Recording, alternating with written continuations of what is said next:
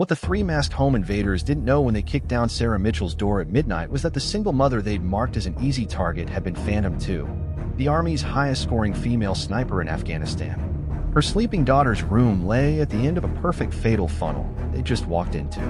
The kitchen timer chimed precisely at 6:30 p.m. as Sarah Mitchell checked the lasagna in the oven, her movements economical and precise. Through the kitchen window, she watched her children playing in the backyard, 10, practicing soccer moves while Michael, 7, built elaborate fortifications in his sandbox.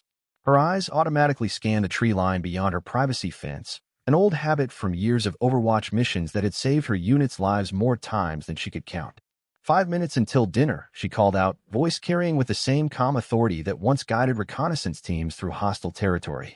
The children's acknowledgement came with military promptness, another subtle result of their mother's background. Sarah moved through her evening routine with practiced efficiency, each action precise and purposeful. Setting the table, she positioned herself with clear sight lines to all entry points, front door, back door, living room windows. The dining room table itself had been carefully placed to allow quick access to the reinforced pantry she converted into a safe room, though her children just thought it was a normal storage space. Hands washed, she asked as Emma and Michael bounded in. Her daughter's soccer uniform was smudged with grass stains, while Michael's hands bore the evidence of his sandcastle engineering. Both kids rushed to comply, another household drill executed with cheerful efficiency. As they settled into dinner, Sarah maintained her habitual awareness. 8 years of civilian life hadn't dulled the instinct honed through 3 tours as a Marine Scout sniper. She noted the slight movement of branches in the yard, just wind, pattern normal. The house across the street had a new car in the driveway. Elderly neighbor's grandson visiting, confirmed by Emma's earlier report. Mom, can you help me with my science project tomorrow? Emma asked between bites of lasagna. We're studying trajectory and force. Sarah suppressed a smile, remembering complex ballistic calculations and wind corrections. Of course, honey. I know a thing or two about trajectories. Michael looked up from his careful reconstruction of his lasagna into Fort Walls. Did you use science in the Marines, Mom? Every day, Sarah replied, eyes automatically tracking movement past their front window. Just Mr. Peterson taking his evening walk, right on schedule. Mathematics, physics, even meteorology. The evening light was shifting, creating new shadow patterns across their front yard. Sarah's trained, I noted each change, even as she focused on her children's stories about their day. Emma's soccer team was heading to regionals. Michael had drawn his family for art class, complete with what his teacher called an imaginative background of mountains and helicopters. Actually pretty accurate, Sarah thought, remembering Afghanistan's rugged terrain. A car door slammed somewhere down the street. Sarah's hand didn't twitch, her expression didn't change, but her mental map of the neighborhood updated instantly. The Thompsons' driveway, unfamiliar engine sound, irregular timing for their usual visitors. Mom, can we have ice cream? Michael deployed his best tactical negotiation face. Sarah smiled, even as she cataloged another unusual car moving past their house, second pass in 10 minutes, inconsistent with normal traffic patterns. Homework first, then ice cream. The kids clear their plates with well-drilled precision, another household routine that mimicked military efficiency. Sarah started the dishwasher, its soft hum providing useful audio cover as she listened to the neighborhood sounds. Everything normal, except her spine tingled slightly. Something was off. The evening patterns had subtle irregularities. 3 unfamiliar vehicles in the past hour. A glimpse of movement between houses that didn't match normal pedestrian behavior. Homework station, she announced, keeping her voice relaxed.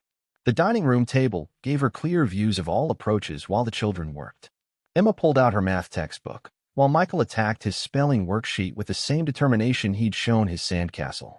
Sarah moved through her evening routine, checking locks, adjusting blinds, normal mother behavior that concealed precise tactical assessment. The hidden reinforcements she'd installed in all ground floor windows remained secure. The innocent-looking decorative chimes on the doors would give specific tonal warnings of any breach attempt. Mom, what's 9 times 7? Emma asked. What's your process for figuring it out? Sarah replied, watching a shadow move across their neighbor's yard. Wrong angle for this time of evening. As Emma worked through her multiplication strategy, Sarah's trained senses registered more subtle wrongness. The evening birds had gone quiet too early. A car engine idled longer than normal, 2 streets over. Someone was watching her house. Professional observation, not casual curiosity. Sarah helped Michael correct receive to receive while her mind calculated angles, approaches, and response options. The children's bedtime was in 90 minutes. She needed to activate certain preparations before then. Who wants to help make lunches for tomorrow? She asked. The kitchen would give her better angles to observe the rear approaches to their home. 3 more cars had passed their street in the past 5 minutes. Low-traffic neighborhood. Average vehicle count was 1 car per 15 minutes at this hour. Sarah supervised sandwich assembly while mentally reviewing the contents of the hidden compartment in her bedroom closet. Standard civilian security measures wouldn't be enough tonight. Her children were laughing, safe in their normal routine. Sarah Mitchell, loving mother, smiled and helped Michael wrap his cookies. Sarah Mitchell, former Marine Scout sniper with 16 confirmed combat saves, noted another shadow moving with tactical purpose behind the Thompsons' garage. The evening was about to become very interesting. Sarah Mitchell's hands moved automatically through the familiar motions of checking her home's security system, but her mind drifted back to another time, another life. The setting sun through her kitchen window caught the edge of her Marine Corps sniper badge, still proudly displayed next to her children's artwork. 8 years earlier, the Afghan mountains had painted a similar golden light across her sniper position. Staff Sergeant Sarah Mitchell, call sign Whisper, held her breath as she made final wind calculations. 2,000 meters to target, high-value Taliban commander. The shot would break her unit's distance record if she made it. Target confirmed, Whisper, her spotter's voice whispered through her earpiece. Wind holding steady at 3 knots, right to left. Sarah's finger rested lightly on the trigger of her M40A6, the rifle an extension of her body after thousands of hours of training. The Taliban commander moved exactly where intel said he would, walking the mountain path with his security detail. You know what they say about you back at base? Her spotter murmured, maintaining his watch on the target. They call you ghost eyes. Say you can see things before they happen. Sarah allowed herself a small smile, never taking her eye from the scope. She'd earned that nickname during selection, breaking every marksmanship record the Marine Corps Scout Sniper program had. First woman to ever complete the course, but that hadn't mattered to her instructors, only the targets she hit. The Taliban commander paused, looking out over the valley. Perfect. Sarah exhaled slowly, her world narrowing to the crosshairs. Send it, her spotter breathed. The shot broke the mountain silence. Through her scope, Sarah watched the commander fall before the sound could reach him. 2,114 meters, new unit record. But she was already moving, breaking down her rifle with practiced efficiency. In combat, records didn't matter, survival did. Back in her kitchen, Sarah's hands paused on the security keypad. That shot had earned her a second Navy Cross, but it wasn't the medal she remembered most. It was the lessons learned, patience, preparation, precision. Skills that had kept her alive through 3 deployments, 118 confirmed missions. Mommy. Emma's voice pulled her back to the present. Her 6-year-old daughter stood in the doorway, clutching her stuffed rabbit. Can you check under my bed again?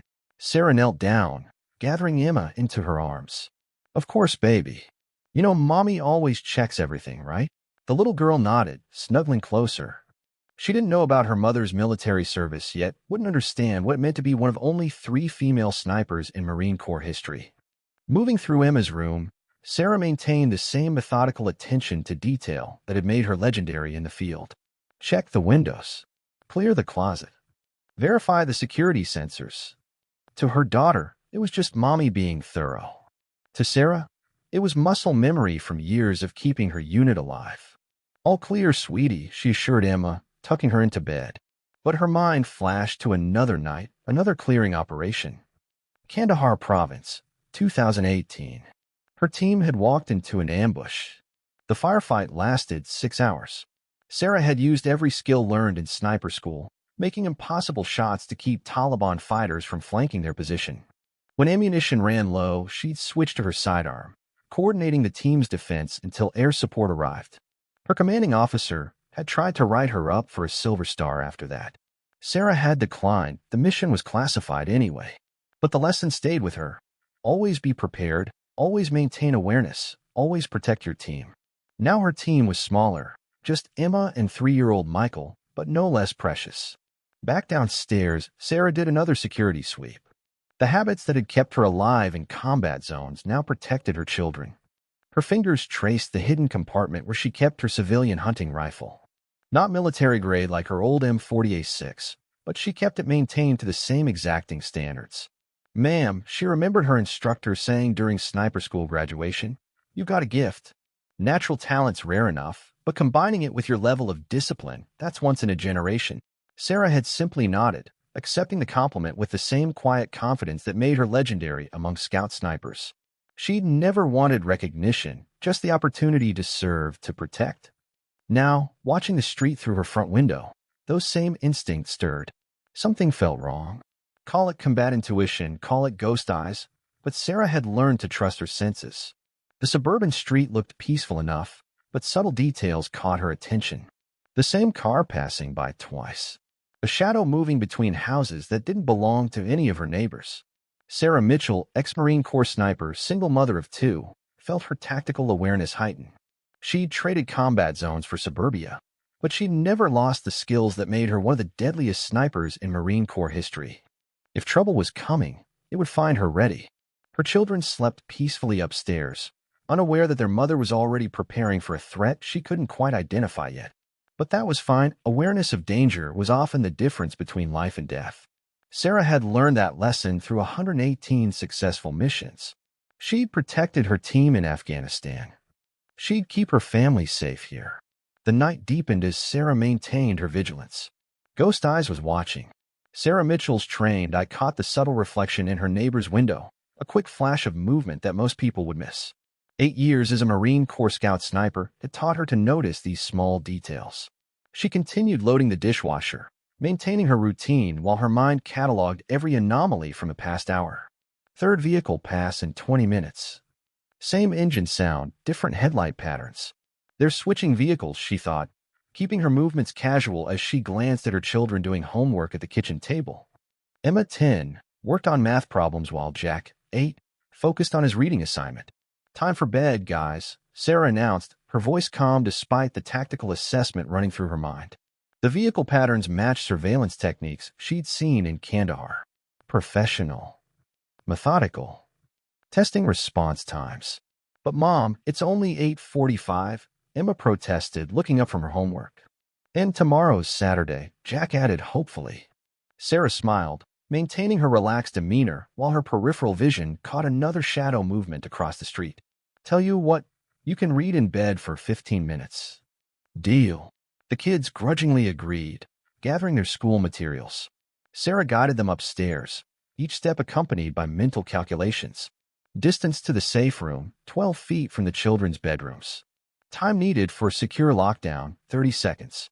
Weapon access time, 15 seconds to the biometric gun safe in her closet. As she tucked Jack into bed, her trained eye noted the slight movement of tree branches outside his window. No one tonight. Someone's using the tree line for cover. She kissed his forehead, keeping her voice steady. "Remember our special game, buddy?" Jack nodded solemnly. At 8 years old, he already understood the importance of their security protocols, though she presented them as family games. "If I hear the special word, go to the fort and don't come out until you or the police give the all-clear password." "That's my boy." Sarah moved to Emma's room, where her daughter was already engrossed in her book. The girl's desk faced the window, a tactical vulnerability Sarah had noticed when they first moved in. She'd carefully rearranged the furniture, ensuring Emma's bed was against the interior wall, furthest from potential angles of fire. "Mom." Emma's voice was quiet. "I saw that car again today. The dark one that keeps driving by." Sarah's pulse quickened, but her expression remained calm. Her daughter had inherited her attention to detail. "Good observation, sweetheart. Always stay aware of your surroundings, just like we practiced." After ensuring both children were settled, Sarah moved through her nighttime routine with practiced efficiency. To anyone watching, she appeared to be a normal single mother preparing for bed. They wouldn't notice how she systematically checked every window lock, every security sensor, cataloging angles of approach and potential breach points. In her bedroom, Sarah activated her phone's security app, reviewing the day's camera footage. The surveillance team was good. They maintained different vehicles, varied their timing, kept their distance. But they'd made one crucial mistake. They'd chosen positions a sniper would use. and Sarah knew every sniper position within a mile of her house. The bathroom mirror reflected her focused expression as she brushed her teeth. 8 years of Marine Corps training for combat deployments and the Distinguished Marksman medal hadn't just made her a skilled sniper, they'd taught her to think like her opponents. The surveillance pattern suggested at least 3 individuals, probably more supporting. Professional training. Military background likely. Sarah changed into her nightclothes, every movement deliberate as she prepared for what was coming. Under her bed, concealed but accessible, tactical vest, preloaded magazines, night vision equipment. In her closet, behind the shoe rack, medical kit, backup communications, spare ammunition. The safe room was stocked with supplies, equipment, and multiple communication options. Through her bedroom window, she caught another vehicle passing slowly. Different engine sound. Heavier than the others. They're bringing in equipment. Moving to the execution phase. Sarah's tactical assessment continued as she appeared to prepare for sleep. They'd likely wait until deep night, assuming the occupants would be at their most vulnerable. But Sarah Mitchell hadn't survived 3 tours in Afghanistan's deadliest regions by being vulnerable. As she slipped into bed, her mind mapped out firing lanes, cover positions, and evacuation routes. The house's security systems were state-of-the-art, but it was her military training that would make the difference. Let them come, she thought, closing her eyes but remaining fully alert. They think they're hunting a single mother. Instead, they're walking into a trap set by a Marine Corps scout sniper with over 40 confirmed kills. And this time, she wasn't just protecting a military objective, she was protecting her children. The night deepened as Sarah maintained her tactical readiness. In their rooms, Emma and Jack slept peacefully, unaware of their mother's preparations.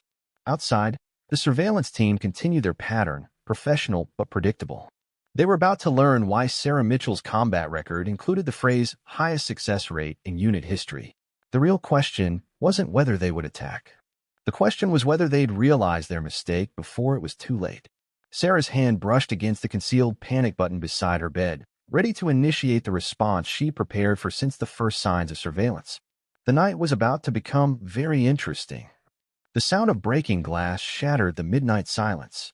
Sarah Mitchell's eyes snapped open, combat instincts instantly overriding sleep. Her tactical watch showed 2:37 a.m. Through her bedroom doorway, a shadow passed across the hallway's far end, too tall to be either of her children. Years of sniper training took over as she silently slipped from bed, bare feet finding the cold hardwood with practiced silence. Her movements were precise, calculated, showing none of the casual behavior of a startled civilian. In 3 seconds, she crossed to her closet, fingers finding the biometric lock hidden behind hanging clothes. Another sound from downstairs, the subtle click of the back door's deadbolt being manipulated. Amateur mistake, she thought. Professional home invaders would have checked for security systems first. The hidden gun safe opened silently, revealing her custom Glock 19 and tactical vest. Sarah had modified both with the same attention to detail that once made her the most successful sniper in her Marine unit. "Mommy," Emma's whispered voice from the doorway made Sarah's heart skip. Her 6-year-old daughter stood clutching her stuffed rabbit, confused but not yet frightened. Sarah moved with practiced efficiency, years of combat experience allowing her to project calm while mentally mapping the intruder's positions. "Emergency Plan Echo, sweetie," Sarah whispered, using their practiced code phrase. Emma's eyes widened with understanding, not fear. They'd rehearsed this, turned it into a game. The little girl immediately moved toward the master bathroom's hidden panic room. A third sound from below, multiple sets of footsteps now. Sarah's tactical assessment was automatic. At least 3 intruders, moving with some coordination but not military precision. Their spacing was wrong for professionals, but their equipment, based on the sounds, suggested more than common burglars. Sarah activated her home's hidden security features via her phone. Silent alerts were already transmitting to law enforcement, but response time in their rural area would be at least 15 minutes. Her passive thermal sensors showed 3 heat signatures moving through the first floor. Their pattern suggested they were searching methodically, not ransacking. "Clear down here," a male voice stage whispered from below, confirming her count. "Check upstairs." Sarah moved silently to her 9-year-old son Tommy's room, finding him already awake and alert. She trained both children well without traumatizing them, turning home defense into a series of games that now paid off. Tommy nodded at her hand signal, immediately heading for the panic room to join his sister. The stairs creaked, second step from the top. Sarah's mind flashed back to Kandahar, setting up overwatch positions. Same principles applied. Control the high ground, manage lines of sight, protect the critical asset. Here, the asset was her children, and the panic room was better fortified than some military installations she'd seen.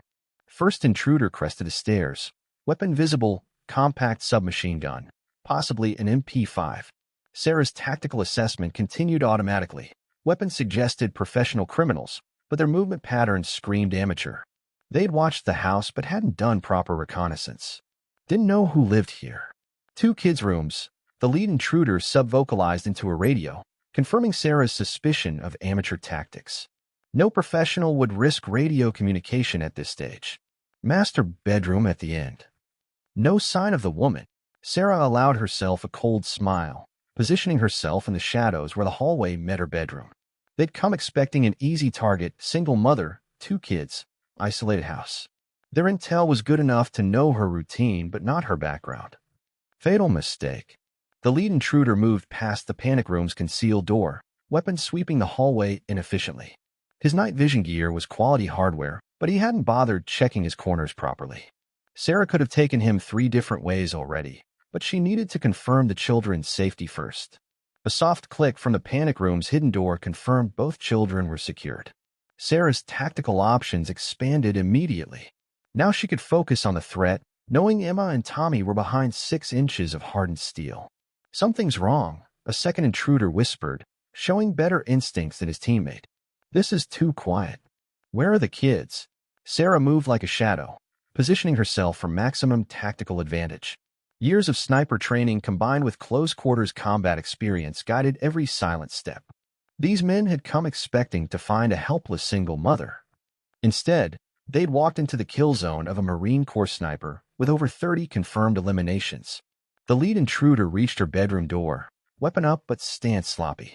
Sarah could read his experience level in every movement, enough training to be dangerous but not enough for proper tactical awareness. His night vision gear actually worked against him now, creating tunnel vision that missed her position in the shadows. Check the master bedroom, the third voice commanded from the stairs. Find the woman and kids. Clock's ticking. Sarah's cold smile returned. They thought they were hunting her and her children. They hadn't realized yet that they were the ones being hunted.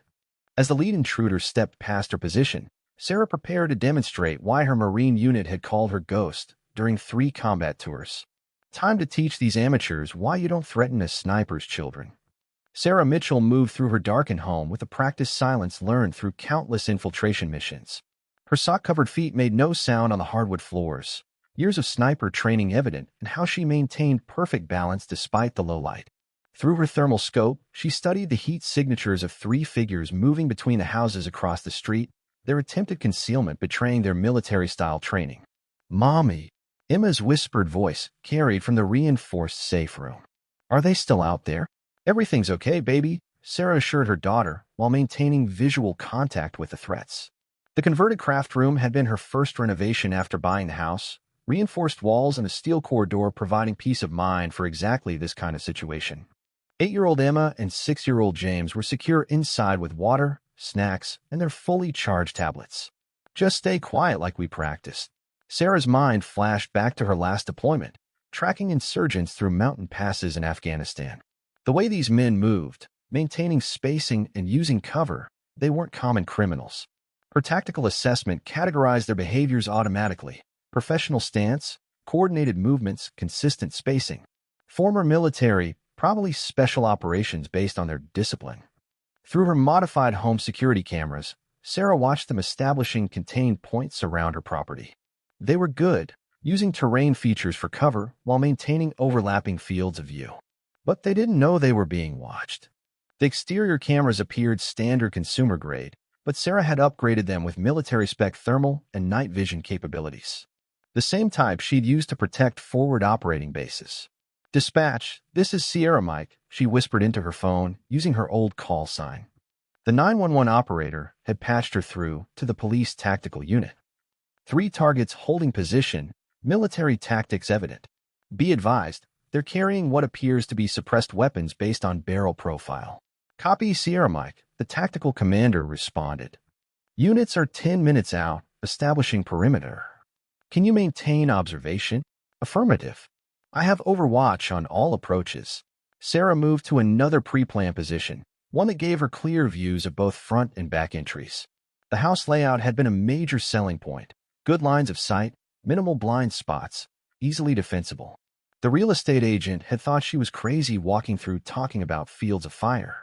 A subtle movement caught her attention. The team leader was signaling, using hand gestures she recognized from her own training. They were preparing to breach. Sarah allowed herself a small smile. They thought they were being stealthy, but every motion was visible through her optics. Target 1 moving to east entrance, she reported calmly. Target 2 covering west.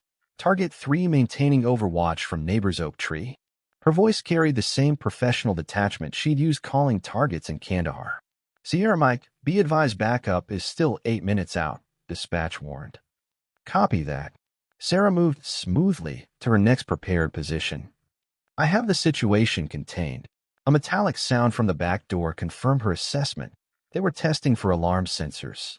What they didn't know was that Sarah had installed her own system, based on technology she'd used protecting mountain forward operating bases. Silent, military grade, and about to give her a major tactical advantage. Mommy. James this time, his voice small but steady. I remembered to be quiet. Good boy, Sarah whispered back, pride mixing with fierce protectiveness. Her children had adapted amazingly well to her security protocols, treating them like games instead of the deadly, serious preparations they were. Just like we practiced. Through her thermal scope, Sarah watched Target 1 begin working on her back door's lock. His technique was professional, but he was about to trigger countermeasures she'd specifically designed for this scenario. The same ones that had kept her alive during long-range reconnaissance missions. Sierra Mike to dispatch, targets are initiating breach attempt. Be advised I am implementing defensive protocols. She kept her voice calm, controlling her breathing just as she had during mission-critical shots. Have your units hold position on arrival. This situation requires specialized handling. The first lockpick attempt triggered her custom sensor grid. Invisible lasers mapped their positions with sniper-like precision while gathering tactical data, height, weight, weapons carried. The same system she'd used identifying high-value targets across valleys in Afghanistan. Multiple weapons confirmed, she reported. Based on outline, looks like modified MP5S with suppressors. Professional kit. Her tactical mind categorized their equipment automatically. These aren't street criminals. They're equipped for serious operation. Sarah moved silently to her optimum defensive position, one that covered both primary entry points while maintaining proximity to the safe room. Her children were her priority, but she knew from experience that the best defense was a strong offense. These men had come prepared for a standard home invasion. Instead, they'd walked into a trap prepared by someone intimately familiar with their tactics. Sierra Mike to dispatch, I have positive control of the situation. She settled into position, muscle memory from countless missions taking over. Be advised, suspects are about to discover they chose the wrong house. Through her optics, Sarah watched them make their final preparations. They were good, she had to admit. Professional. Coordinated. But they didn't know they were up against someone who'd spent years hunting people exactly like them. Someone who turned her entire home into a tactical operations center disguised as a suburban house. Remember your training, she whispered to herself, the same words her first spotter had used. Breathe. Focus. Control. Her heart rate slowed automatically as combat awareness took over. She wasn't just defending her home now. She was protecting her children. And these men were about to learn why Sarah Mitchell had been the most effective sniper in her unit. Sarah Mitchell's tactical scan of her darkened living room halted at the distinctive metallic click. Through her night vision monocular, a gift from her old spotter in Afghanistan, she identified the source immediately. One of the intruders had just mounted a suppressor, military grade based on the profile. Professional equipment, professional training. These weren't common burglars. Mama. Emma's whispered voice came through her concealed earpiece, steady despite her 7 years. Sarah had trained both her children well. Status green, baby. Stay in the safe room with your brother. Remember your protocols.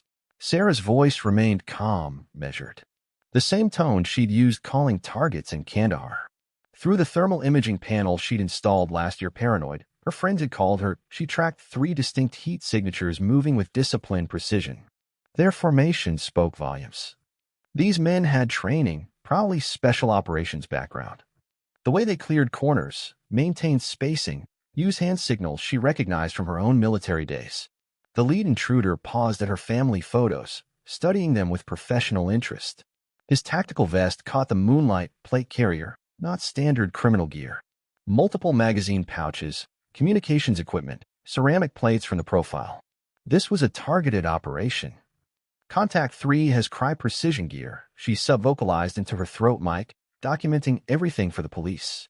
Contact 1 and 2 showing similar equipment. Military or private military contractor background likely. The lead intruder's hand gesture froze his team. Sarah recognized the signal, standard special operations, danger close warning. They'd spotted something. Her lip curled slightly. They should be worried. Your response time was impressive. The leader spoke, voice carrying that unmistakable command tone. Most civilians would still be fumbling in the dark. But then you're not a civilian, are you, Sergeant Mitchell? Sarah's mind raced through implications. They knew her name, her rank. This wasn't random. The family photos had been confirmation, not discovery.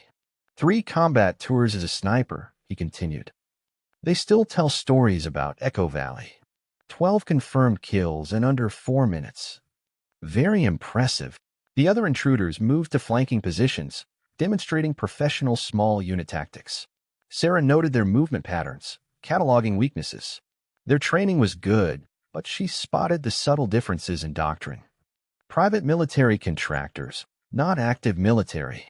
You did your homework, Sarah responded, keeping them talking while she finalized her tactical assessment. That's more than I can say for your equipment choices. That plate carrier you're wearing? Great against 5.56, but leaves gaps at the joint sections. Gaps I never miss from 800 meters. Want to guess how I'll do from 20? The leader's slight shift told her the comment hit home. He knew her record. Knew exactly what she could do. His next hand signal was less steady. We're not here to harm you or your children, he stated, using that practiced professional tone meant to de-escalate. This is about something else. Something from your last deployment. Sarah's positioning gave her clear lines of fire to all 3 intruders, but their constant movement showed they were trying to deny her any clean shots. Smart. Professional. But they'd made one critical mistake. You brought a fight to my children's home, she replied, voice carrying that deadly calm her old unit knew meant imminent violence. That tells me everything about your professionalism and your judgment. The thermal imaging showed their tension. They'd come expecting to overwhelm a single mother. Instead, they'd walked into the kill zone of one of the most lethal snipers in modern military history. A mother protecting her children. Last chance, the leader offered. We can handle this professionally. Nobody needs to get hurt. Sarah's finger caressed her modified trigger, muscle memory from thousands of hours of training taking over. You threaten my family and talk about professionalism? Her laugh carried no humor. Let me show you what real professional violence looks like. The intruder's tactical formation was textbook perfect. Their equipment was top tier. Their training was evident in every movement. But they'd made the same mistake countless targets had made in Afghanistan. They'd assumed superior numbers and equipment guaranteed victory. Through her night vision, Sarah watched them prepare for their next move. Their hand signals showed they were planning a coordinated breach of her defensive position. Good tactics against a normal opponent. But she wasn't normal. She was a mother protecting her children. And she was one of the deadliest snipers in military history. Mama. Emma's voice came through the earpiece again. I hear them moving. I know, baby. Remember what I taught you. Count to 100.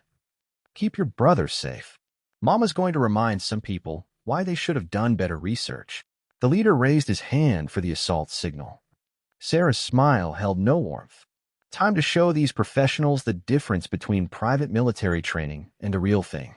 Time to show them why you never threaten a sniper's children. The night was about to become very educational for everyone involved. The hallway shadows deepen as Sarah Mitchell presses against the wall, her breathing controlled through years of sniper training. Through her home's security cameras, she watches three figures moving with practiced efficiency, not common burglars. Their movements betray military training. Her mind flashes back to similar operations in Kandahar, but this time she's not hunting insurgents. This time she's protecting her children. Mommy. Emma's whispered voice comes through her tactical earpiece from the secure room. I'm scared. I know, baby, Sarah responds softly, keeping her voice steady. Remember what we practiced. Stay quiet, stay hidden. Mommy's got this. Her hand unconsciously touches the Marine Corps Scout sniper badge tattooed on her forearm. 8 years, 43 confirmed missions, never a single failure. Tonight that record will be tested. The first intruder reaches the bottom of the stairs, his night vision gear giving him false confidence in the darkness. Sarah's lips curl slightly, another mistake. She'd specifically designed her home's interior paint to absorb infrared, creating dead zones their equipment can't penetrate. The same technique that had kept her hidden during night operations in Afghanistan. Living room clear, the intruder whispers into his radio, his voice carrying the distinct tone of professional training. Moving to second floor. Sarah's tactical assessment is automatic. 3 operators, military-grade equipment, coordinated movement patterns. They're good, but they're fighting on her territory. Every corner, every shadow, every line of sight in this house has been measured, marked, and memorized. The second intruder moves to cover the first, unknowingly positioning himself exactly where Sarah had planned. Her finger slides along her modified home defense rifle, customized with the same precision that once made her the highest-scoring graduate in Scout Sniper School history. Second target in position, she whispers to herself, falling into the familiar rhythm of mission focus. Executing in 3, 2. The first flashbang detonates precisely where she placed it, concealed behind a false vent cover. The intruder's night vision amplifies the blast, temporarily blinding him.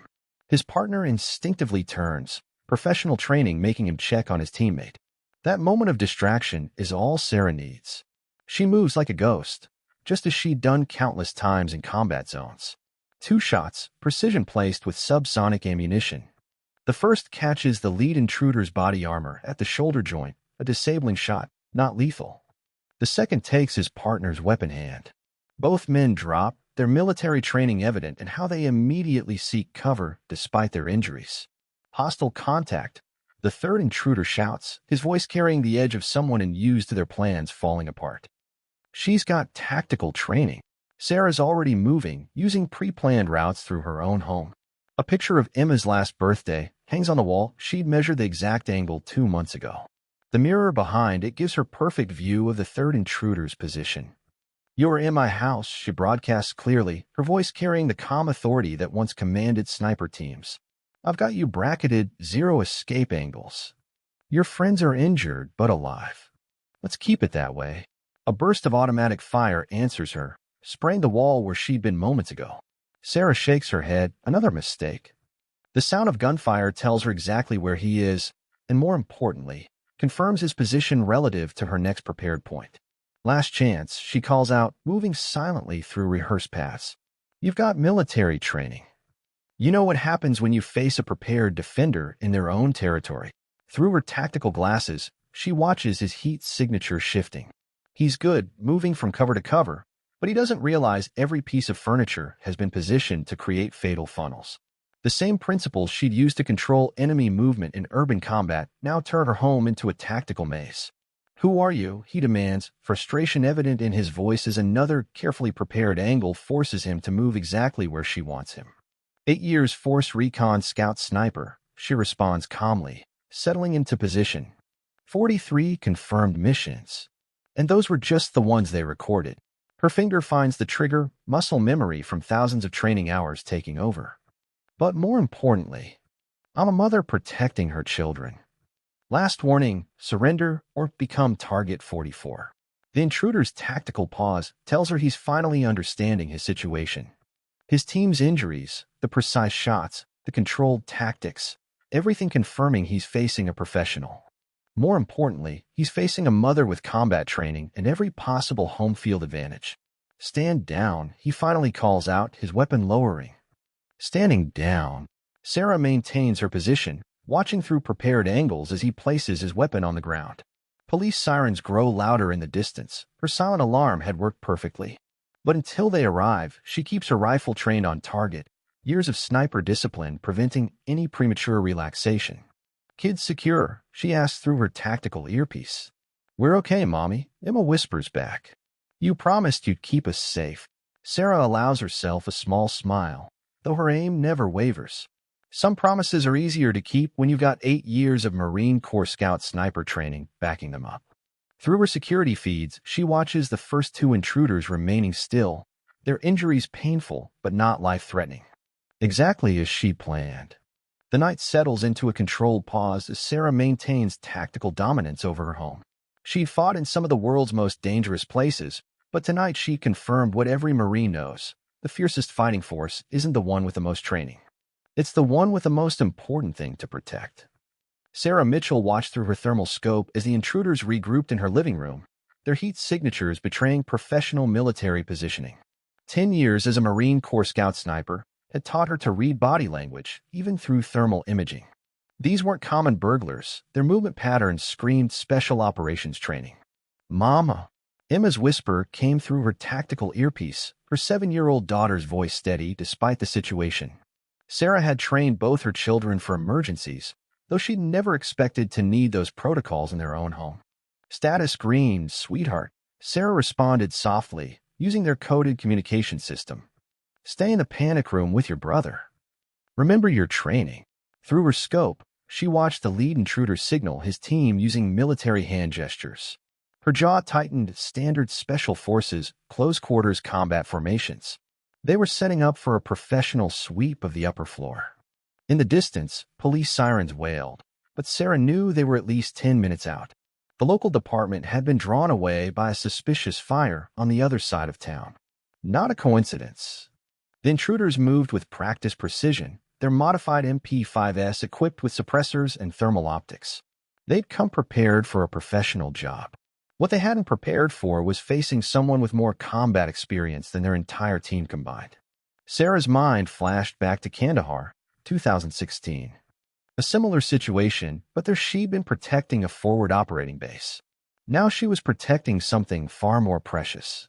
Her hand unconsciously touched the Medal of Honor citation photo hanging in her sniper nest, a reminder of what she was capable of when lives depended on her skills. "Target Alpha moving to stairs," she whispered into her comm, maintaining situational awareness for the recording. 3-man team, professional stack formation. Military-grade equipment. These aren't local talent. The lead intruder reached the bottom of the stairs, thermal optics scanning the upper landing. Sarah smiled grimly. They were good, but they hadn't spotted her custom-built firing positions. The home renovation last summer hadn't just been about adding a new playroom. Last chance, a voice called up, professionally modulated to carry without shouting. "We know you're former military. Make this easy. Give us what we came for, and no one gets hurt." Sarah's response was a precision shot that shattered their team leader's thermal optics, sending him stumbling back. Non-lethal, but a clear message. In the panic room, Emma and 4-year-old James would be following their practice protocols, staying quiet and monitoring their emergency tablet security feed. The intruders reacted with professional speed, taking covered positions. But Sarah was already moving, using hidden passages between the walls channels she'd built specifically for home defense. 10 years of clearing buildings in combat zones had taught her every advantage of vertical warfare. Multiple targets, switching to infrared.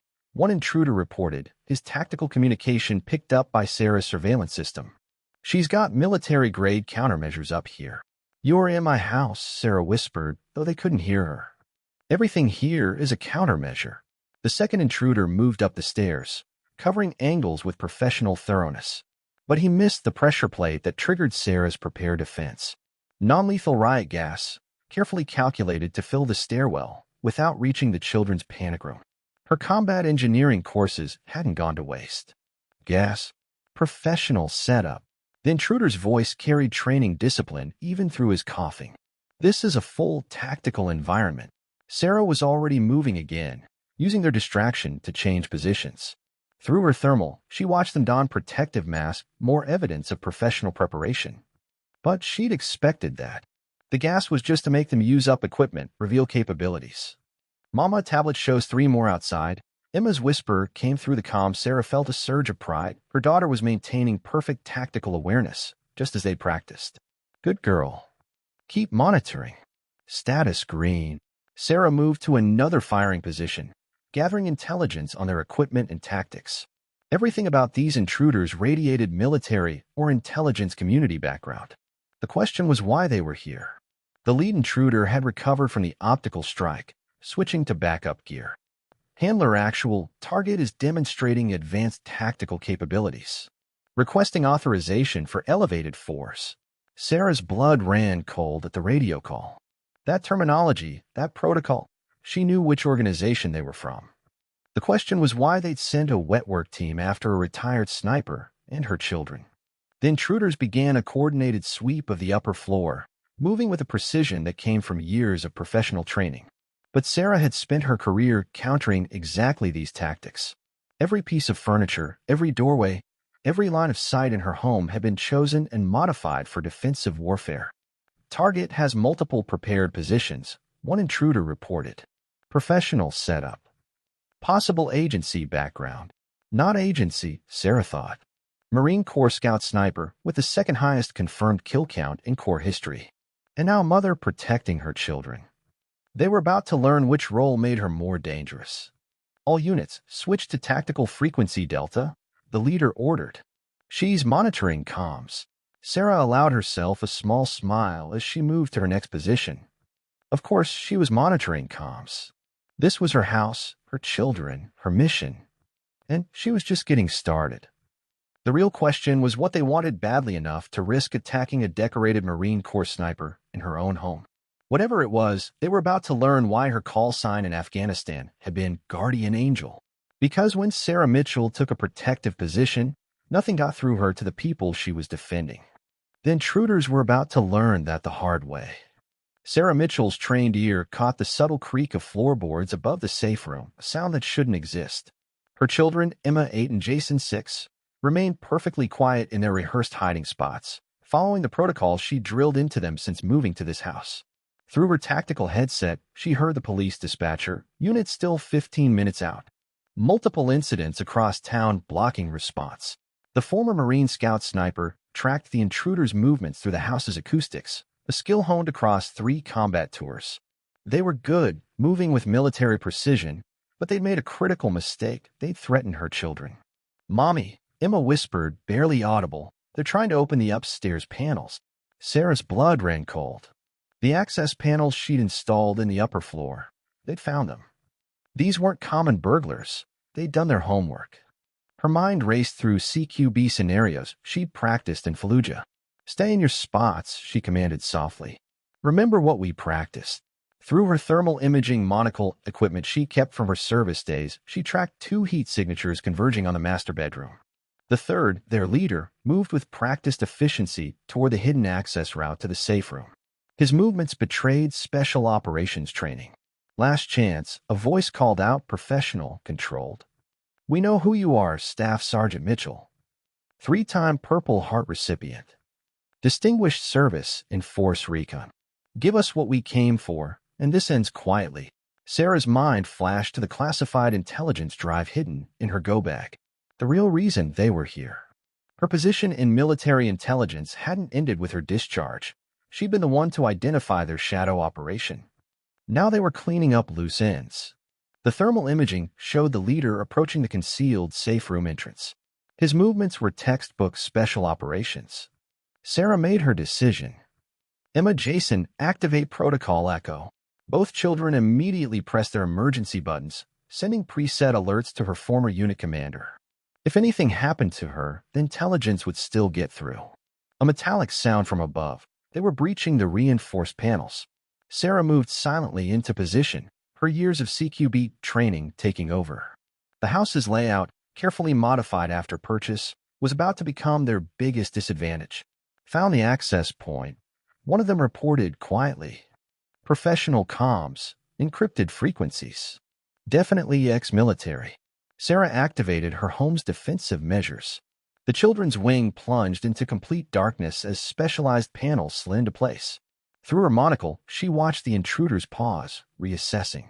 Their heat signatures showed momentary confusion. This level of preparation wasn't in their intel. The leader reached the hidden entrance, his movements betraying growing frustration. Handler 1, begin breach, he ordered into his radio.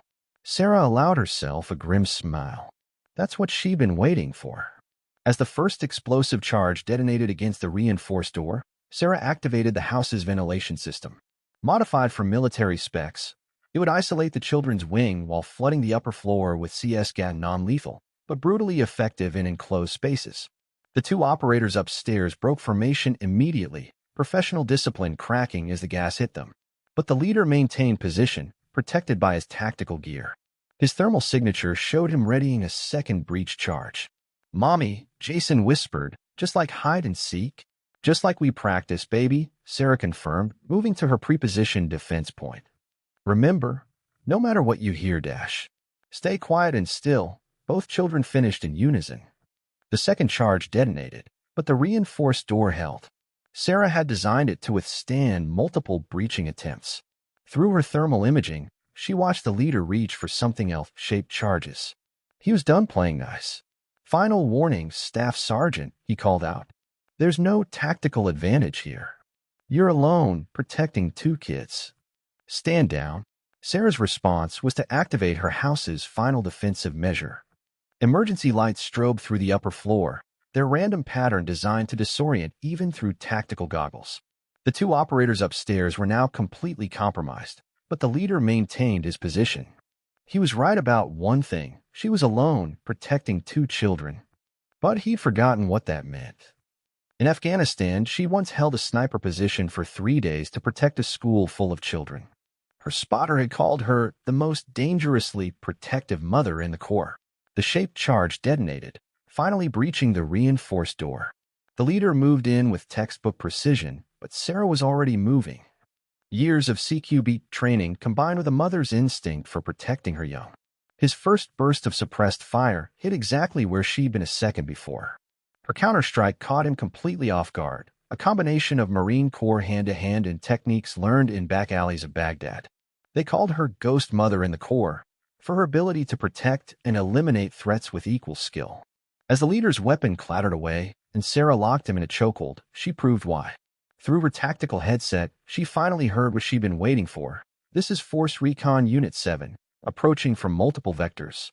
All units converge on target house." Sarah secured the leader as the sounds of her former unit taking down the remaining intruders echoed through the house. In the safe room, Emma and Jason remained perfectly quiet, following their mother's training to the letter. The night had proven what Sarah's instructors always said: the deadliest force isn't just tactical skill or protective instinct, it's both combined in a mother protecting her children. 2:17 a.m. illuminates on Sarah Mitchell's tactical watch as she moves silently through her house's upper hallway, years of sniper training evident in every calculated step. Through her home's infrared security system, she tracks the intruders' heat signatures moving in a professional stack formation up her main staircase. Their military-grade equipment and coordinated movements confirm her earlier suspicions. These aren't common burglars. "Mom," Emma's whispered voice comes through her concealed earpiece, her 10-year-old daughter maintaining radio discipline exactly as practiced. "Jake's getting scared." Status check over, Sarah responds softly, using familiar military protocol to calm her children. In the reinforced panic room, Emma holds her 6-year-old brother, both following the security procedures Sarah had drilled into them through safety games. "Green status secured," Emma whispers back. Timer shows 7 minutes until help arrives. Sarah's mind flashes back to sniper operations in Kandahar, waiting in position, monitoring target movement, calculating the perfect moment to act. Now those same skills will protect her children. The intruders have made multiple tactical errors, but their biggest was targeting a mother who spent 8 years as the Marine Corps' highest-rated female sniper. Through her thermal optics, she watches the lead intruder signal his team to split up. 2 men move toward the children's bedrooms while one advances toward her home office. Amateurs, she thinks, noticing their failure to secure their corners properly. Her extensive home modifications are about to prove their worth. "Control, approaching target zone." The lead intruder whispers into his radio, his voice carrying through Sarah's acoustic monitoring system. No sign of the woman. Kids' beds are empty. Sarah moves to her prepositioned defense point. every step silent on floors specifically reinforced to prevent creaking. Her bare feet feel the subtle raised markers she'd installed, tactile navigation points for zero-light operations. The weight of her modified Sig Sauer P226 feels familiar in her hands, loaded with specialized non-lethal rounds. As a mother, she's prepared to protect her children with lethal force, but her military training has taught her the value of options. The first intruder enters her trap zone. Sarah's modifications to her home's architecture are about to demonstrate why she spent 3 months redesigning the upper floor. She triggers the first countermeasure, specialized LED arrays that strobe at frequencies proven to disorient night vision equipment. The intruder staggers, ripping off his goggles. "Contact," he shouts, professional discipline breaking. She's got countermeasures. Sarah's voice carries through her home's modified acoustic system, seeming to come from everywhere at once. "You have 15 seconds to surrender before this gets worse. You've already committed multiple felonies. Don't add to them." The response is immediate and unprofessional, wild shots fired toward where they think her voice originated. Sarah shakes her head slightly. In Afghanistan, she once maintained position for 72 hours to eliminate a high-value target. These men don't understand the patience and discipline of a trained sniper. She activates her second countermeasure. The hallway's specialized ventilation system, designed after military training facilities, releases a minimal dose of CS gas. Not enough to be lethal, but sufficient to degrade their tactical capabilities. Their professional formation breaks completely. "Move back," the leader shouts, but Sarah's already implementing her next move. Every installation in her home has been carefully planned, every modification designed for this exact scenario. She triggers hallway pressure plates, activating focus sonic deterrence. The high-frequency sound, harmless but disorienting, forces the intruders to cluster exactly where she wants them. "What is this place?" One man coughs through the CS gas. She's got military-grade countermeasures. 8 years, Force Recon. Sarah broadcasts through her acoustic system. Marine Corps Scout Sniper, 3 combat deployments. "You've invaded the wrong home." Through her thermal imaging, she watches their heat signatures bunched together near the stairwell. Their professional edge is gone, replaced by growing panic. Sarah moves to her final position, knowing timing is critical. In the panic room, her children are safe. Now she can focus completely on neutralizing the threat. Command Center, Emma's whisper comes through the earpiece. Police signal showing 4 minutes out. Acknowledged, Sarah responds, pride mixing with tactical focus. Her daughter's codename usage shows the security drills are paying off. Maintain secure status. The intruder's attempt to retreat becomes their final mistake. Sarah triggers her last modification, reinforced barriers dropping to seal the stairwell. The men are trapped in her kill zone, though she has no intention of making this lethal. 8 years as a scout sniper taught her that shot placement matters more than shot quantity. 3 specialized non-lethal rounds, delivered with sniper precision through pre-planned firing ports, in the confrontation in under 2 seconds. The intruders drop, disabled but alive. Sarah maintains her tactical position, weapon trained on the targets, as police sirens approach her home. Her children are safe, the threat is neutralized, and she's demonstrated why military training never truly fades. Command Center updates status, she broadcasts to Emma. "All green," her daughter responds. Timer shows police arrival in 2 minutes. "You did it, Mom." Sarah allows herself a small smile, though she maintains tactical awareness. Yes, she did it. A mother protected her children, a warrior neutralized a threat, and someone just learned a valuable lesson about underestimating single moms with military training. Through her thermal imaging, she watches the incapacitated intruders, already hearing police vehicles approaching. They'll have questions about her home's modifications, but her military background and the clear defensive nature of her actions will justify everything. More importantly, her children are safe, and she's reminded everyone why you don't threaten a scout sniper's family. Sarah Mitchell's breath remains steady as she moved through the darkness of her home's upper hallway, years of sniper training evident in her absolute control.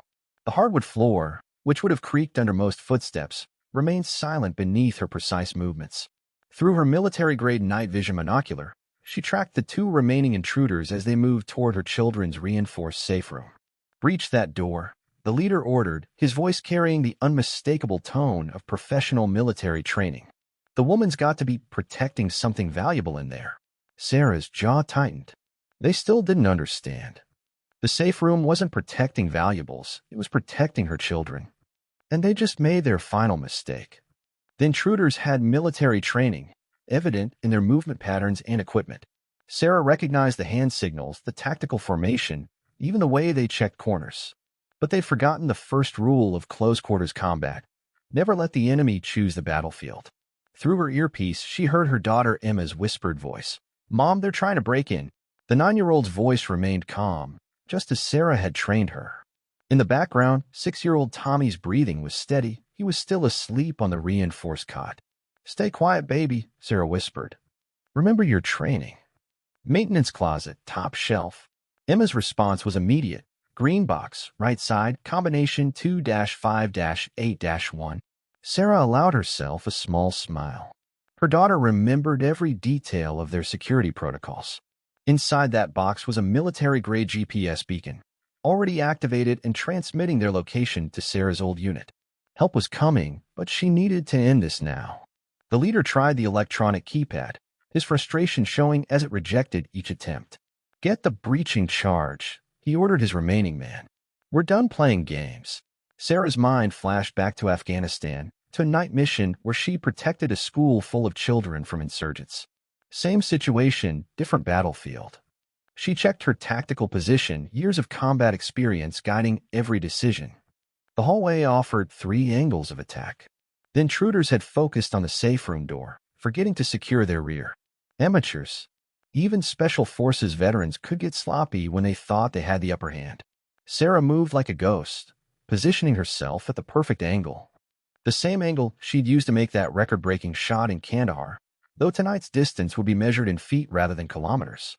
The leader reached for his radio. "Charges set." "On my mark, dash." His transmission cut off as Sarah made her move. Years of close-quarters combat training took over.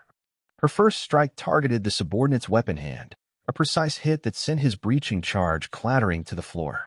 Before he could react, her second strike found the nerve cluster in his shoulder, a move she'd learned from Marine Force recon.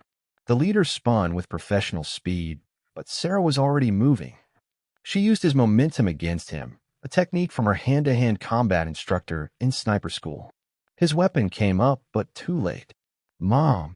Emma's voice came through the earpiece. "I hear fighting." "Eyes closed, baby," Sarah responded calmly, even as she locked the leader in a submission hold. "Count backward from 100 like we practiced." The subordinate tried to re-engage, but Sarah's positioning was perfect. She'd chosen this spot specifically, using the hallway's dimensions to prevent both men from effectively targeting her. Another lesson from Afghanistan: control the battlefield geometry. "You don't understand," the leader gasped as Sarah's hold tightened. "We were hired, high-value target." No, Sarah's voice was cold as she disarmed him with practiced efficiency. "You don't understand. You targeted a mother protecting her children. There is no higher-value target." The subordinate made one last attempt, reaching for a concealed weapon. Sarah's response was immediate and decisive. A strike to the solar plexus, followed by a joint lock she'd learned from her unit's close combat instructor. He dropped, disabled but not permanently injured. Through her earpiece, she heard Emma still counting, 73, 72. Police sirens wailed in the distance as Sarah secured both intruders using military-grade zip ties. Her daughter's count continued steady and strong, 65, 64. Sarah checked her tactical watch. 4 minutes since the engagement began. 3 minutes until her old unit's quick reaction force arrived. 2 minutes until local police. The timing was perfect, just like those long-range shots she used to take. "Target secured," she whispered into her comm unit, using the same phrase she'd used after successful missions overseas. "Emma, remember the all-clear code. Sierra Mike Delta." Her daughter responded instantly. Sarah's chest swelled with pride. Even under pressure, Emma remembered her protocols perfectly. The safe room's reinforced door remained intact, protecting her children just as she designed it to. The intruders lay secured, their military-grade equipment now useless. And Sarah Mitchell, ex-military sniper and single mother, had proven once again that some skills never fade. They'd threatened her children, the one thing she'd sworn to protect above all else. In doing so, they'd learned the hard way why you never corner a mother who served as one of the military's most lethal snipers. Through her earpiece, Emma's count reached 25, just as red and blue lights began reflecting off the hallway walls. Sarah maintained her tactical position, weapon ready but lowered. After all, she had one more lesson to teach: how a professional handles the aftermath. Sarah Mitchell moved through her house with the same tactical precision that had earned her multiple commendations in Afghanistan, her trained eyes scanning for any remaining threats. The final confrontation had ended moments ago, but 15 years of combat experience had taught her never to assume an area was secure until personally verified. Through her tactical earpiece, she could hear the approaching sirens of law enforcement, their wail growing steadily closer. Emma Michael's status check she called softly into her radio, maintaining her low profile as she cleared another room. Her children, trained through countless security drills, responded immediately. "Safe room secure, Mom." Protocols maintained. Emma's voice came through clearly, her 12-year-old daughter's composure making Sarah's chest tighten with pride. Even in crisis, Emma had remembered every detail of their safety training. In the living room, Sarah paused to assess the scene with professional detachment. Two of the intruders lay secured with military-grade zip ties, their sophisticated equipment scattered around them, telling a story that went far beyond simple home invasion. Their gear was professional-grade: night vision goggles, encrypted communications, tactical vests with ceramic plates. These weren't common criminals. They were trained operators. The third intruder lay near the staircase, precise shot having disabled his shoulder exactly as intended. Her sniper training had allowed her to make the shot without risking lethal damage, despite the challenging angle and low light conditions. The M24 she'd used rested securely back in its hidden compartment, a weapon she'd never expected to need in suburban America. "Front clear. Moving to perimeter check," she reported into her radio, knowing Emma would relay to the 911 dispatcher.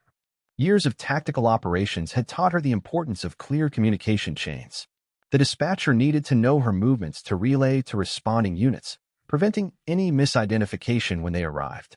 Through her front window, Sarah spotted the first police units arriving, their tactical approach showing proper protocol. She approved of their careful positioning, using available cover as they established a perimeter. These officers had training. "Law enforcement on scene," she broadcast clearly. "This is Sarah Mitchell, homeowner and registered combat veteran. I'm securing my weapon and assuming a non-threatening posture."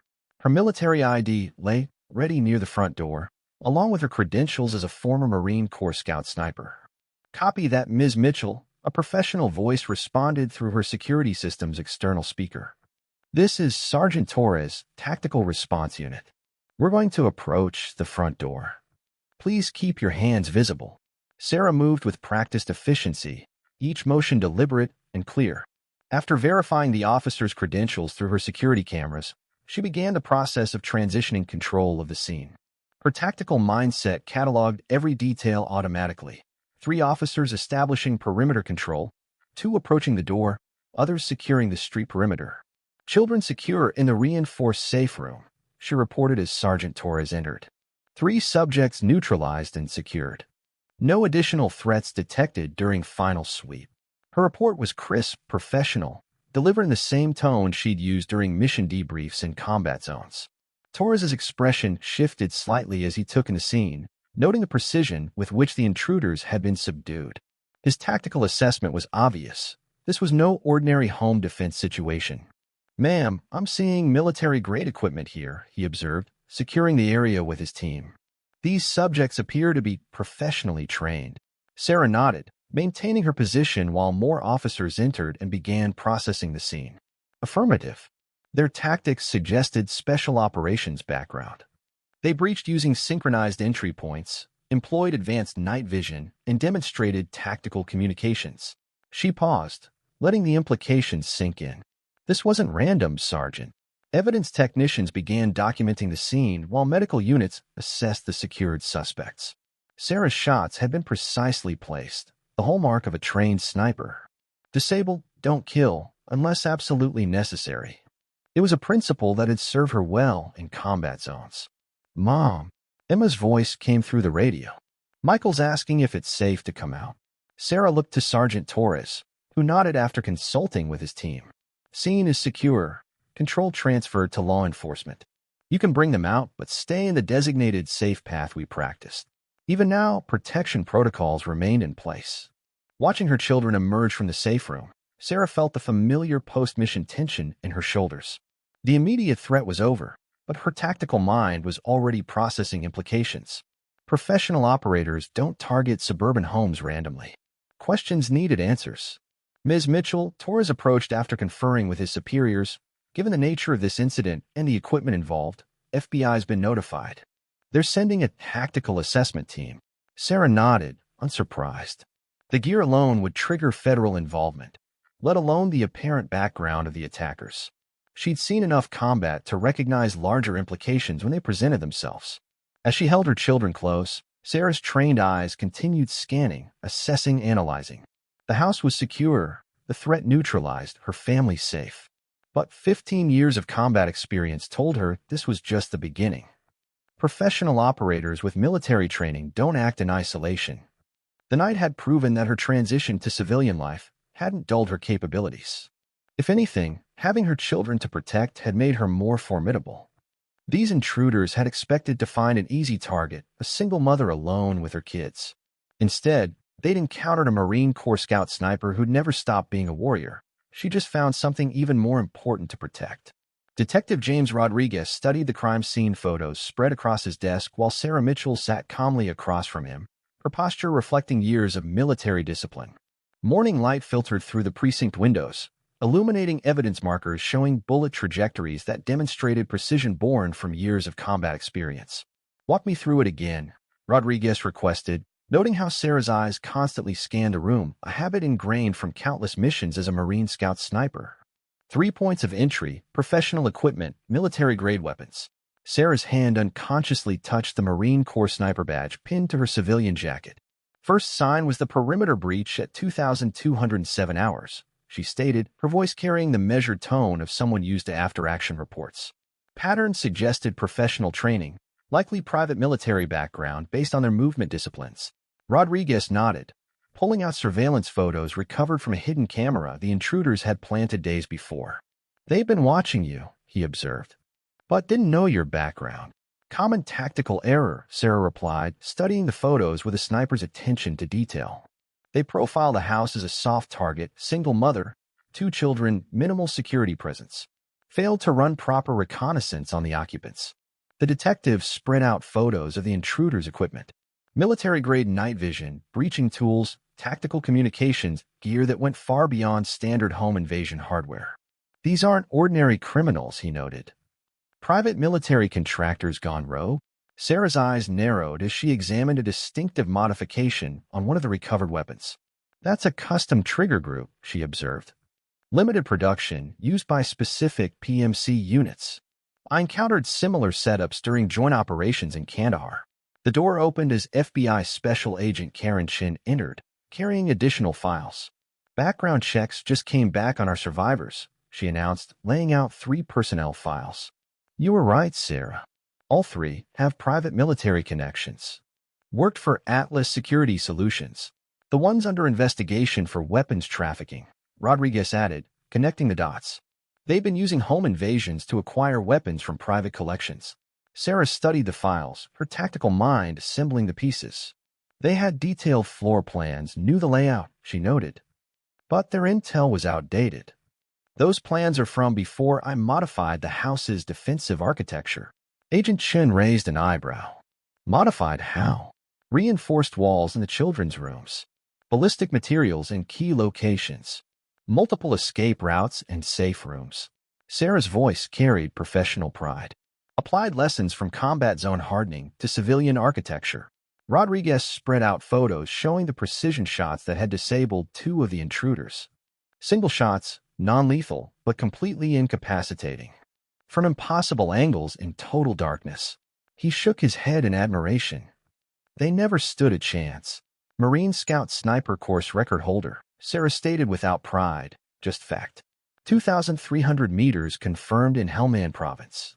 Close quarters in limited visibility against 3 targets. A slight shrug. Basic skills application. Agent Chen laid out surveillance photos from other recent home invasions. Atlas has hit 6 other houses in 3 states. All targeted for weapons collections. She paused, studying Sarah. None of the other homeowners had your particular skill set. Sarah analyzed the photos, recognizing tactical patterns. Same operational template. Surveillance, quick breach, overwhelming force. Her expression hardened. But they made a critical mistake targeting my house. They threatened your children, Rodriguez observed quietly. That too, Sarah acknowledged. But professionally speaking, they violated basic tactical principles. Never engage a superior force on their prepared ground without proper reconnaissance. Agent Chin's phone buzzed. She checked the message, her expression turning serious. Just got confirmation. Atlas is planning more hits. They're using these home invasions to acquire weapons for a major arms shipment. Sarah's posture shifted subtly, combat instincts engaging. You'll need someone who knows their tactics, can predict their operational patterns. A statement, not a question. Rodriguez and Chin exchanged looks. We were hoping you'd say that, the agent admitted. The FBI is putting together a task force. We need your expertise. Sarah studied the operation photos one last time, her sniper's eye-catching details others would miss. Her children were safe, but other families remained at risk. The decision was already made. One condition, she stated, her voice carrying the quiet authority of a combat veteran. I run point on tactical planning. These men have military training, but they've forgotten the most important lesson from our service. Which is? Rodriguez asked. Sarah stood, every movement reflecting controlled precision. The difference between being trained in combat skills and living them. Between knowing tactics and understanding them in your bones. She gestured to the photos of her precision shots. Between being a shooter and being a sniper. Agent Chin nodded. Task force briefing is at 0800 tomorrow. We'll need everything you can tell us about their tactical patterns, likely targets, operational procedures. I'll be there, Sarah confirmed. And I'll bring something they won't expect, intimate knowledge of how professionals like them think, move, and fail. As she left the precinct, Sarah's phone buzzed with a text from her children's guardian. They were safe, secure, asking when Mom would be home. She typed a quick reply, already mentally reviewing tactical scenarios. Atlas Security had made a critical error targeting her family. Now they would learn why Marine Scout snipers were considered among the deadliest practitioners of modern warfare. The investigation was just the beginning. Morning light filters through new ballistic windows as Sarah Mitchell conducts her daily security check, her movements precise and methodical despite the healing bruise on her left side. 3 weeks have passed since the home invasion, but her tactical awareness hasn't diminished. If anything, the experience has sharpened it. Clear, she murmurs, more for her children's comfort than necessity. 8-year-old Emma and 6-year-old Jake watch from the reinforced kitchen door, a new routine they've developed since that night. Sarah notes they're improving situational awareness with both pride and sadness. They're learning, adapting, just as she did in her first combat zone. The doorbell rings, triggering the new security camera system. Sarah checks the feed, recognizing Detective Lisa Torres, the lead investigator who's become a regular visitor. Emma moves to the security monitor, checking the verification protocol Sarah taught her. Green light, Mom, she reports, her voice carrying the confidence of practice procedure. Good girl, Sarah praises, moving to the door while maintaining visual coverage of all approach angles. Some habits from sniper training never fade. The detective waits patiently, understanding the security measures. She's learned to appreciate Sarah's protocols. Morning, Sarah, Lisa greets, holding up a case file. Got the final ballistics report. Your shots were textbook, 3 center mass, 2 limb incapacitations. Range qualification instructors at the academy want to talk to you about guest training. Sarah secures the door, her enhanced locks clicking with reassuring solidity. How's the media situation? The story had exploded once details of her military record became public. Former Marine Scout sniper, holder of the second longest confirmed combat shot in Afghanistan, now single mother, defending her children with surgical precision. Settling down, Lisa answers, accepting coffee in a tactical mug, Sarah's influence showing even in kitchenware. Though the local women's shooting club has tripled in membership. You've started something. Through the window, Sarah spots her neighbors' increased security patrols. The community has changed since the incident, becoming more vigilant, more coordinated. Former military residents have organized training sessions, teaching basic home defense to families. Even the neighborhood watch has adopted elements of her tactical communication protocols. Mom, Jake calls from the security room. Ms. Rodriguez's camera feed is glitching again. Sarah moves to check the system she helped install for her elderly neighbor. The integration of multiple household security feeds was her idea, creating a neighborhood-wide awareness network. Tell her son to adjust the IR sensor, Sarah instructs, watching Jake relay the message through their secure intercom. Her children's adaptation to security protocols has been remarkable. Emma can already spot surveillance patterns, while Jake has developed an intuitive understanding of security systems. Lisa reviews notes on her tablet. The last suspect talked. They weren't just random burglars, they were professional thieves targeting specific homes. Your security measures threw them off their pattern. Sarah's tactical mind analyzes this information. They had military training. The way they moved, their equipment. She remembers the night clearly, every decision, every shot. The precision she developed through years of sniper training had saved her family. A knock at the back door, the special pattern they'd established. Sarah checks the camera, confirming it's Marcus Chin, former Force Recon, now their community security coordinator. His teenage son has been teaching Emma and Jake self-defense, adapted for their ages. Security consultation in 10 minutes, he reminds through the intercom. Sarah's tactical experience has become a valuable resource. 3 more families have requested her help in upgrading their home defense systems. The FBI's interested in your setup, Lisa mentions, watching Sarah check sight lines through various windows. Your integration of military protocols into home defense, they're calling it the Mitchell model. There's talk of developing a training program. Sarah adjusts a mirror, slightly improving her view of the street. It's not just about security systems, she explains, remembering her sniper training. It's about awareness, preparation, understanding your environment. The same principles that kept me alive in combat zones. Emma returns with her security checklist completed, a modified version of Sarah's pre-mission protocols. Perimeter sensors green, all cameras operational, communication systems checked, she reports proudly. Sarah feels the familiar mix of pride and concern. Her daughter shouldn't have to know these things, but in today's world, maybe she should. Through the security feeds, Sarah watches other neighborhood children walking to school, now accompanied by trained parent volunteers using basic tactical movement patterns she taught them. The community has embraced her military experience, transforming from passive residents to active participants in their own security. The prosecution's solid, Lisa assures her, understanding the lingering concerns. Between your cameras and your precise response, we got everything we need. Though the DA's still impressed by that shot through the skylight, pure sniper work. Sarah checks her watch, tactical habit. Time for school, she announces. Emma and Jake retrieve their backpacks, now containing basic emergency supplies alongside books. Sarah conducts her final security check, each movement automatic from thousands of repetitions, both in combat zones and now at home. We've started something here, Lisa observes, watching the organized movement of neighborhood security patrols. People aren't just hiding behind locks anymore. They're learning, adapting, working together. Sarah helps Jake adjust his emergency whistle, hidden but accessible, just like she'd once positioned emergency gear in sniper hides. That's the real security, she agrees. Not just systems and protocols, but community awareness. The same force multiplication we used in combat zones. The morning sun illuminates her street as Sarah prepares to escort her children to school, another set of tactical protocols adapted for suburban life. Her military experience, once thought left behind, has found new purpose.